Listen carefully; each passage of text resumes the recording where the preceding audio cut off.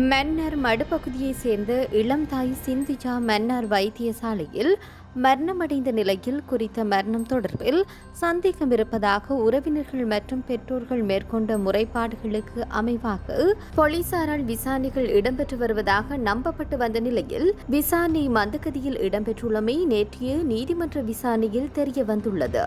சிந்திஜாவின் மரணம் தொடர்பிலான வழக்கு விசாரணை நேற்றைய தினம் செவ்வாய்க்கிழமை மன்னர் நீதவான் நீதிமன்றத்தில் அழைக்கப்பட்ட நிலையில் சில நாட்களுக்கு முன்பாகத்தான் குறித்த வழக்கு மன்னார் பிராந்திய குற்றத்தடுப்பு போலீசாருக்கு ஒப்படைக்கப்பட்டுள்ளதாக மன்னார் குற்றத்தடுப்பு போலீசார் மன்றில் தெரிவித்திருந்தனர்.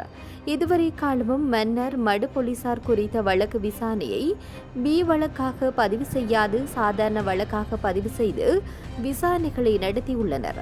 இந்த நிலையில் பாதிக்கப்பட்ட பெண் சார்பாக நீதிமன்றத்தில் ஆஜரான சட்டத்தரணி டெனிஸ்வரன் மற்றும் சர்விலன் டயஸின் கோரிக்கையை ஏற்று குறித்த வழக்கு தொடர்பிலான விசாரணையை துரிதப்படுத்தி 2 வார காலத்திற்குள் அறிக்கை சமர்ப்பிக்குமாறும் அதே நேரம் வழக்கை பி அறிக்கையாய் தாக்கல் செய்து விசாரணைகளை மேற்கொள்ளுமாறும் நீதிமன்றம் உத்தரவு பிறப்பித்துள்ளது. குறித்த வழக்கு தொடர்பான மேலதிக விசாரணைகளுக்காக டிசம்பர் மாதம் 3ஆம் தேதி வரை தவணையிடப்பட்டுள்ளதுடன் சில மாதங்களுக்கு முன் சிந்தியாவின் விடயத்தில் தங்களை முன்னிறுத்தி விளம்பரம் தேடியவரும் வழக்கு விசாரணைக்கு வருகை தரவில்லை என்பதும் குறிப்பிடத்தக்கது.